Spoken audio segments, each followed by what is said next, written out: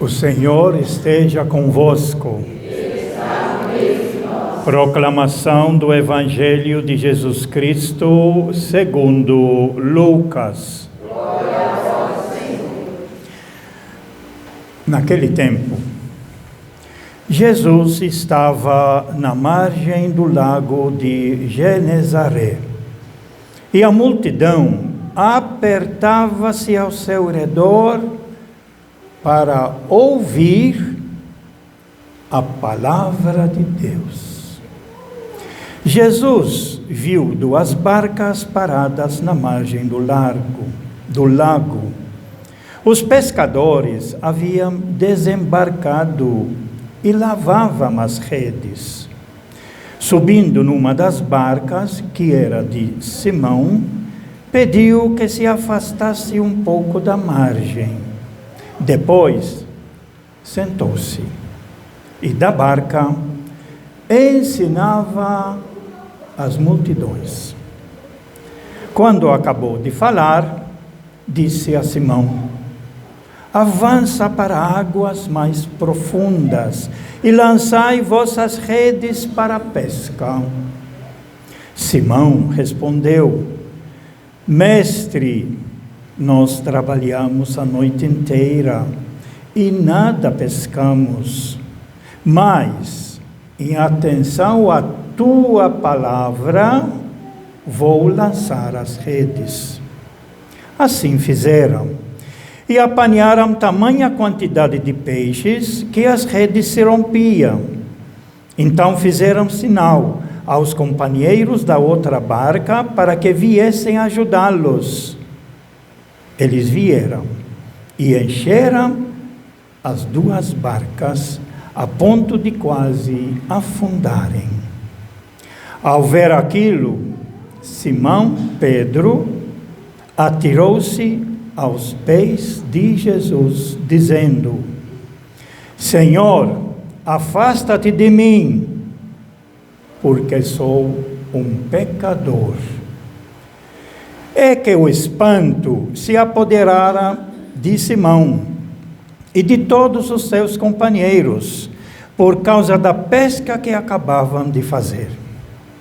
Tiago e João, filhos de Zebedeu, que eram sócios de Simão, também ficaram espantados.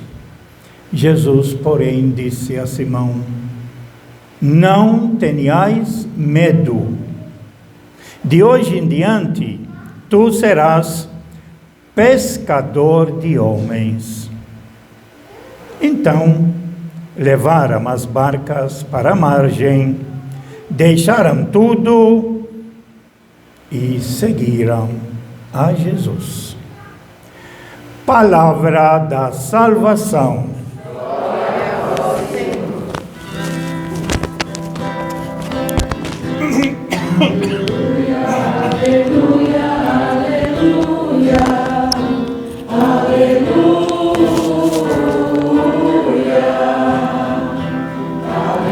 aleluia, aleluia, aleluia, aleluia.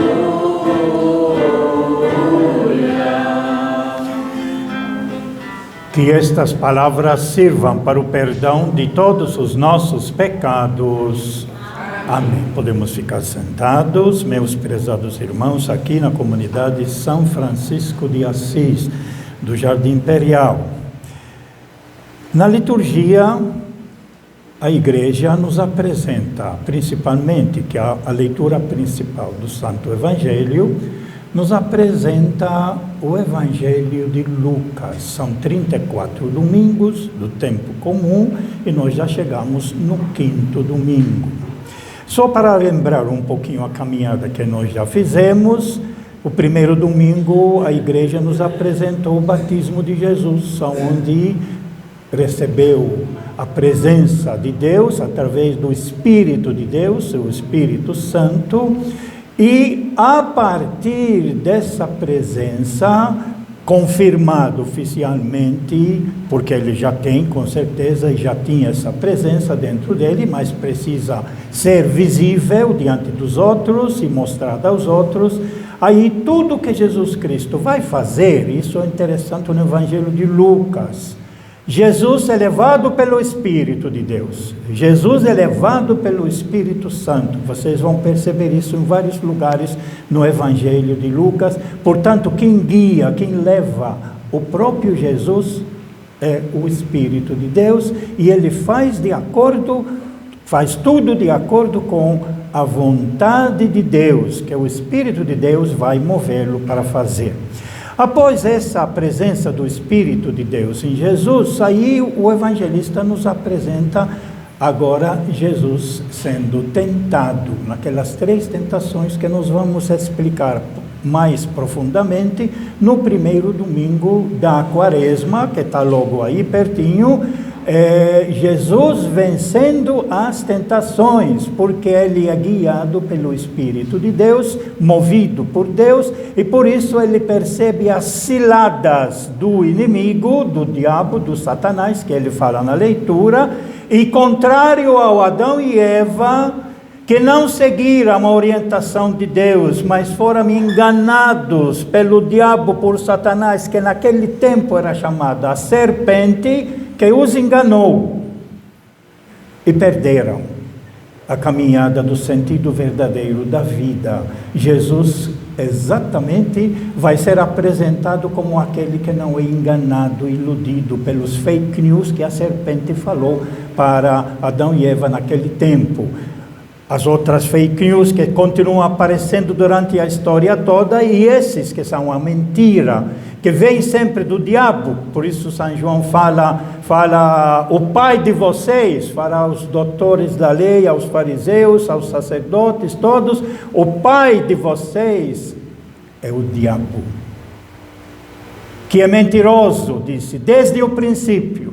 Mas Jesus não cai nisso. Portanto, Jesus vence as tentações. Aí o evangelista Lucas nos apresenta Jesus agora, começando já a sua missão prática. E pelo que fez nesse capítulo 4, ele já vai mostrar um pouco a atitude de Jesus na sinagoga, onde ele cura um endemoniado, expulsa o espírito mau de uma pessoa, e o povo todo admirado, alguma coisa nova, ele fala com autoridade, ele faz as coisas, ele manda nos espíritos maus. A sua palavra, a sua ação tem autoridade agora. Parece que é o que eles tinham antes, o que refletiam nessa sinagoga, não tinha autoridade. E agora aparece alguém que fala e age com autoridade. Depois, domingo, no terceiro domingo do tempo comum, a igreja nos apresentou o capítulo 4, o projeto de Jesus.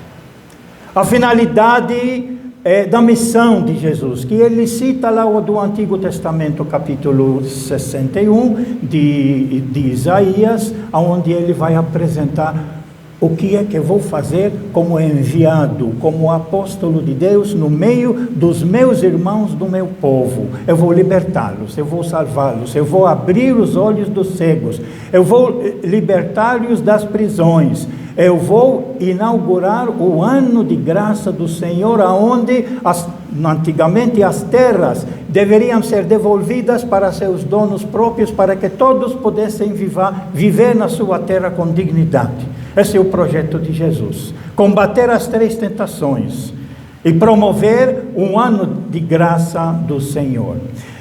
No domingo passado éramos para ler a continuação desse projeto de Jesus, onde mostrou Lucas, no capítulo 4, na última parte, Jesus na sua terra, na sinagoga, não é reconhecido, não é aceito. Até a última parte da leitura, ela diz assim: eles se revoltaram tanto contra Jesus, que levaram ele em cima de uma montanha para precipitá-lo daí e acabar com ele. Já logo no primeiro dia que ele foi na sinagoga para ele pregar, eles decidiram tirar-lhe a vida. Isso vai acontecer mais tarde, muito mais tarde, quando Jesus vai para Jerusalém, e aí sim, eles vão cercá-lo de tal maneira, eles vão inventar tanta coisa mentirosa contra ele, que eles acabam realmente tirar-lhe a vida. Porém, ele permanece, como disse a nossa carta de São Paulo, hoje, uma declaração de fé que está no nosso creio, a ressurreição. Jesus, apesar de ter sido morto, assassinado e morto, mas ele ressuscitou, ele está vivo. Essa é a nossa profissão de fé, que está na nossa segunda leitura de hoje. Hoje, nós inauguramos o capítulo 5 de Lucas. E esse capítulo 5 é fantástico, ele tem algumas coisas aqui maravilhosas. Naquele tempo, Jesus estava na margem do lago de Genezaré, que é um lago grande, chamado também o Mar da Galileia, porém não é mar, é um lago, é água doce. E a multidão apertava-se ao seu redor para ouvir a palavra de Deus. Exclusivamente Lucas nos dá essa informação. Por que ele nos dá essa informação? Porque na sinagoga, onde se lia as palavras de Deus na Sagrada Escritura, referindo-se à parte que eles tinham até então, que para nós se tornou o Antigo Testamento, a Sagrada Escritura deles, que é o Antigo Testamento nosso, lá não tinha espaço. Na sinagoga onde Jesus ia, no sábado, porque era o dia de guarda deles, para ler e explicar a palavra de Deus, não tinha mais vez. Foi recusado, queria matá-lo. Portanto, Jesus agora, ele abre essa palavra que ele trouxe de Deus, que é a verdadeira palavra de Deus, para todo o povo. Lá na sinagoga era gente escolhida. Certas pessoas consideradas impuras não deixavam entrar, assim como no templo, não deixava entrar todo mundo. Só quem era considerado perfeito para poder melhorar e oferecer as suas ofertas, aproveitando disso, mas na sinagoga e no templo não podia entrar tudo. Portanto, a palavra de Deus do Antigo Testamento na sinagoga era dirigida só a um tipo de gente. Agora Jesus, recusado aqui, ele vai ao beira do lago de Genezaré. E lá diz, a multidão apertava-se ao seu redor para ouvir a palavra de Deus. Lucas coloca isso e precisamos prestar atenção. Portanto, de agora em diante, a palavra de Deus é o que Jesus fala, o que Jesus ensina, o que Jesus faz. Isso precisa ser claro, porque existe muita confusão por aí, falando da palavra de Deus, abrindo o Antigo Testamento, que muita coisa do Antigo Testamento já não serve mais, como o próprio Jesus falou. Jesus, quando ele usa o Antigo Testamento, chamado naquele tempo Sagrada Escritura, ele seleciona partes. Assim como nós vimos no domingo retrasado, quando ele leu o profeta Isaías, capítulo 61, sobre a libertação, e depois parou no meio de uma frase, porque a próxima frase do Antigo Testamento dizia assim, a vingança de Deus. E Jesus não leu isso. Porque para Jesus, Deus não quer se vingar. Deus quer nos ajudar, Deus quer nos perdoar, Deus quer nos ajudar a crescer, Deus quer nos perdoar. Portanto, não faz parte do projeto de Jesus, portanto, da palavra de Deus verdadeira, não faz parte muita coisa que existe escrita na Sagrada Escritura, referindo-se, portanto, ao Antigo Testamento. E aí que nós precisamos prestar atenção. E precisamos perceber, portanto, que a palavra de Deus que nós seguimos hoje é o que vem de Jesus. É o que vem de Jesus. É interessante perceber que mais tarde, quando ele fala da palavra, Jesus pede para Pedro lançar as redes e vai para águas mais profundas. Simão responde para ele, mestre, nós trabalhamos a noite inteira e nada pescamos, mas em atenção à tua palavra. Agora é de Jesus. Agora é a palavra de Jesus, que é a palavra de Deus. O antigo, como diz Santo Tomás naquele hino famoso da Eucaristia, o antigo cedeu lugar ao novo. E o que vale para a nossa vida agora é o novo. Em 2 lugares fala Santo Tomás, naquela oração que nós rezamos no domingo, na quinta-feira de Corpus Christi, cantamos. E que nós, o povo todo que recebe a bênção do Santíssimo, toda vez que vai na igreja, tem a bênção do Santíssimo, no hino que nós cantamos, exatamente isso. O antigo cedeu lugar ao novo. O novo é Jesus. E o que ele nos trouxe do Pai. Interessante, só para a gente ter um pouco mais de conhecimento, que isso é muito importante para entender, na sequência que nós temos no Evangelho de Lucas sobre a palavra. A palavra de Jesus agora é a palavra de Deus. A palavra de Deus agora é Jesus, é a sua palavra, é a sua ação. Nós temos, quando a mãe de Jesus e os irmãos se aproximaram, e Jesus estava dentro de uma sala lá, pregando e ensinando, disseram para ele: tua mãe e teus irmãos estão aí, querem te ver. Jesus respondeu: minha mãe e meus irmãos são aqueles que ouvem a palavra de Deus e a põem em prática. No nosso capítulo, a multidão toda apertava-se para ouvir a palavra de Deus. A palavra de Deus é de Jesus, portanto. Mais tarde, no próprio capítulo, no próprio Evangelho de Lucas, no capítulo 10, versículo 38 e 39, diz assim: enquanto caminhava, Jesus entrou num povoado e certa mulher de nome Marta o recebeu em casa, Marta e Maria. Sua irmã, chamada Maria, sentou-se aos pés de Jesus e ficou escutando a sua palavra de Jesus. Essa é a palavra de Deus agora. E aí, ainda mais uma declaração pública diante da multidão. Enquanto Jesus dizia essas coisas, uma mulher levantou a voz no meio da multidão e disse: feliz o ventre que te carregou e os seios que te amamentaram. Resposta de Jesus: mais felizes são aqueles que ouvem a palavra de Deus e a põem em prática. Portanto, a palavra de Deus agora, de agora em diante, de Jesus em diante, não é mais o Antigo Testamento. Isso aparece muito claro, nós já explicamos muitas vezes, por isso que na festa da transfiguração tão importante, aparece Moisés e Elias, que são o Antigo Testamento, mas na hora de ouvir a voz: este é meu filho amado, escutem o que ele diz.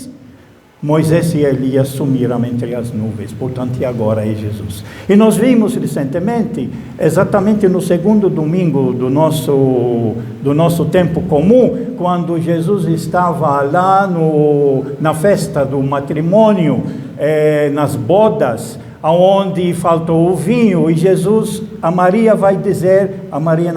de Jesus, ela vai dizer para Jesus, aliás, vai dizer para os empregados todos, para os servos: façam o que ele vos disser. Isso é uma coisa muito importante que Lucas e todos os outros evangelistas, cada um do seu jeito, quer nos mostrar que de agora em diante nós também queremos ouvir a palavra de Deus, mas a palavra de Deus agora é Jesus Cristo.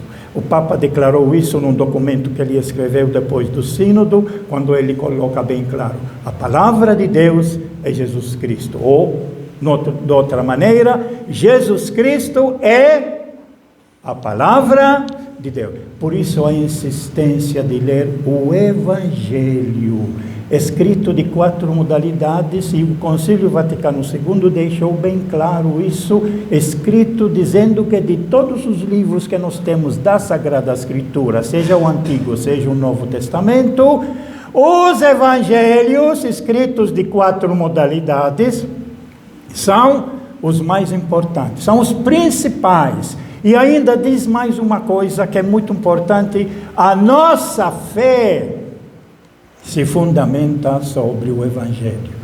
A nossa fé se fundamenta, portanto, sobre Jesus, portanto, conhecer Jesus e o seu projeto. Mas não é qualquer Jesus. Temos que conhecer Jesus do Evangelho. Não é Jesus que foi criado e continua sendo criado nas nossas fantasias, ilusões e mentiras que apresentam para nós. É Jesus do Santo Evangelho, que são 4, Mateus, Marcos, Lucas e João. E é por isso que a igreja nos coloca nesse momento, nos coloca a leitura do Santo Evangelho na missa. E é interessante vocês perceberem também que quando nós lemos a primeira leitura e a segunda leitura, o leitor fala a palavra do Senhor. E o povo responde, graças a Deus. Mas quando se lê o Evangelho, que em festas principais é incensado, o incenso é para o Evangelho, não é para a Bíblia, não é para o missal, o incenso é para o Evangelho. Em festas principais se carrega-se aquele livro grande que é chamado o Evangeliário, é lido dele, o Evangelho. No final, quem lê o Evangelho, seja quem for o bispo, o papa, o padre, o diácono, ou quando não tem padre, o diácono, o ministro, ou qualquer outro leitor, jovem, criança, mulher, seja quem for, é o Evangelho, independente de quem o lê, é o Evangelho. E após terminar, o leitor, ele fala, palavra. E o povo responde, palavra da salvação, e o povo responde, glória a vós, Senhor. Portanto, essa frase aqui, perdida, e eu por isso que dediquei mais tempo hoje, porque aparecia aqui, raramente nós lemos isso. A multidão apertava-se ao seu redor para ouvir a palavra de Deus. A palavra de Jesus é o Evangelho. A ação de Jesus é o Evangelho. Outra coisa para destacar na nossa leitura é sobre essa questão de jogar as redes para águas mais profundas, e Pedro mostra sua fé nesta palavra. Mestre, nós trabalhamos a noite inteira e nada pescamos, mas em atenção à tua palavra vou lançar as redes. E aí o resultado. Essa leitura de hoje, ela quer nos dizer que muitas vezes, com nossos esforços e maneira de pensar humanamente, da nossa força humana, nós trabalhamos e fazemos e queremos ajudar, mas parece que não tem fruto. Isso que simboliza, trabalhamos a noite inteira, suamos a noite inteira, mas nada pescamos, porque era apenas com nossa própria força. Agora, diz Pedro, mas diante da sua palavra, eles lançaram as redes, e aí tem a grande pesca. Quer dizer, sem Jesus, sem a palavra de Deus, que é Jesus na nossa vida, tentamos, mas não conseguimos. Tenta pôr na nossa vida algo de Jesus. Tenta pôr o perdão na nossa ação. Tenta pôr o serviço aos irmãos gratuitamente, para ver como as coisas mudam. Tenta pôr a misericórdia que Jesus Cristo nos ensinou, que você vai ver como vai mudar. Tenta pôr esse ensinamento de Jesus na nossa vida, as coisas se transformam. O resultado se torna muito grande. A amizade aumenta, a felicidade das pessoas cresce, porque há o ensinamento, o princípio e a ação de Jesus na nossa vida. Isso que esse texto quer declarar. Realmente com Jesus, o seu projeto de amor, há resultados fantásticos. E aí nós temos agora uma outra coisa muito importante, a reação de Simão, que agora chama Simão Pedro. Simão Pedro. Pedro é pedra mesmo, é cabeça dura, é aquele que não quer entender. E vai mostrando isso, esse Pedro, até o final. Até no final ele achou que vai dar a sua vida para se prender em Jesus, mas na hora H cabeça dura. Ele negou Jesus 3 vezes. Por isso que Pedro, agora, Simão Pedro atirou-se aos pés de Jesus, dizendo: Senhor. Agora chama Senhor, lá em cima chamou de mestre, porque Jesus estava ensinando. Sentado, ele diz, sentado significa, na intenção do Evangelho, ele está ensinando. Agora, não mais mestre, agora transformou em Senhor. Agora Jesus é o Senhor. E se é o Senhor, é a Ele que deve seguir. Mas veja bem o que ele disse. Diante desse Senhor grandioso que é descrito na nossa primeira leitura, o Senhor Deus do Antigo Testamento, agora esse Senhor que se tornou humano, gente como nós, Senhor, afasta-se de mim, porque sou um pecador. O que Pedro está querendo dizer aqui? É interessante, ontem fiz uma reflexão e consegui compreender. É interessante, Pedro se sente pecador. Simão Pedro se sente como alguém que não é digno de estar diante do Senhor e quer se afastar. Não é ele se afastar, mas pedir ao Senhor se afastar. Vai embora, não quero. O que significa isso na vida? Eu vou dar um exemplo interessante que a gente usa na nossa humanidade. Às vezes uma criança apronta uma coisa e sabe que ela está errada. E ela faz o quê? Ela se esconde, ela se afasta. Ela não quer ser vista, porque ela reconhece que ela é pecadora. Então, vai embora, não quero sua ajuda. Mas veja bem, como é que o doente, como é que ele vai ficar curado sem o médico? Se ele não quero ir no médico, afasta de mim o médico, o que vai acontecer com ele? Vai piorar cada vez mais. É isso que Pedro está dizendo. Ele está dizendo a verdade, a justiça, o amor, a misericórdia, o perdão, que é o Senhor, afasta-se de mim. Mas Jesus, ele vai mostrar para ele que a atitude de Jesus não é afastar os pecadores dele. E ele não quer se afastar dos pecadores, apesar que muitos querem se afastar do Senhor. Então ele vai dizer para ele, não tenhais medo. É pecador. A primeira leitura do profeta Isaías, meus lábios são impuros. Deus disse para ele através do anjo, não tem problema, para mim não é problema isso. Se você se arrepender e quer se curar, eu te curo. E aí ele disse, a quem é que vou enviar? Na primeira leitura, a quem que vou enviar? Eis-me aqui, envia-me. Curado, perdoado. Portanto, nós sermos pecadores não é problema para Deus, porque Ele pode nos curar, se nós abrirmos o nosso coração, se nós reconhecemos a nossa fragilidade, a nossa fraqueza, e Ele está pronto então para nos curar, para poder nos enviar. Por isso que a última parte do Evangelho de hoje em diante tu serás pescador de homens.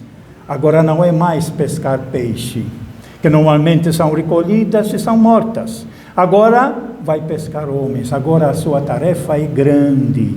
Agora é trabalhar para que os seres humanos pudessem construir uma vida nova, com dignidade, com amor, com fraternidade. Aqui é o chamado de Pedro, de Simão Pedro e de outros 2 filhos de Zebedeu, Tiago e João. É interessante que nessa leitura de Lucas não aparece o irmão de Pedro, que era André, né? Não aparece. Nos outros 2 evangelistas também João aparece, mas aqui não aparece, mas ele chama eles.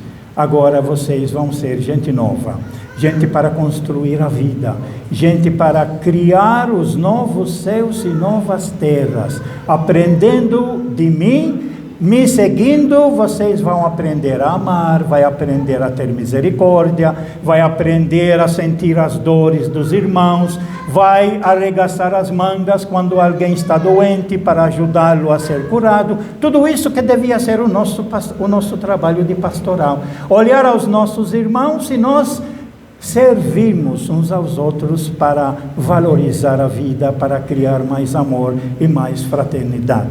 Essa leitura, então,